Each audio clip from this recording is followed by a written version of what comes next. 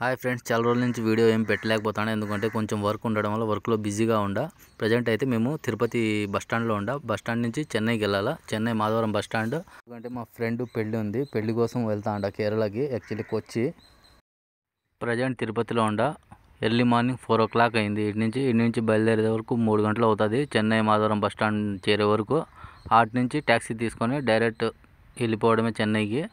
ఆడికి వెళ్ళిన తర్వాత డెఫినెట్గా కొచ్చి వ్యూ ఎట్టుంటుందో ఒకసారి చూపిస్తా. లాస్ట్ వరకు చూడండి వీడియోని. ప్రజెంట్ ట్యాక్సీ ఎక్కి ఉండా.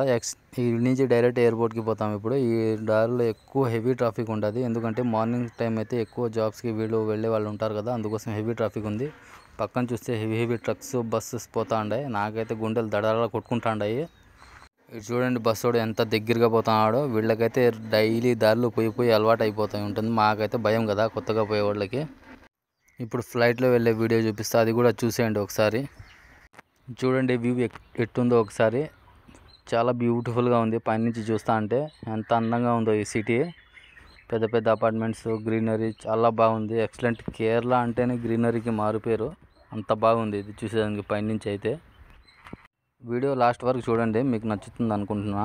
ఓకే ఫ్రెండ్స్, నెక్స్ట్ వీడియోలో కలుద్దాం. మీరు లాస్ట్ వరకు చూసేయండి. సబ్స్క్రైబ్, కామెంట్ డెఫినెట్గా చేయండి నెక్స్ట్ ఏ వీడియో కావాలో.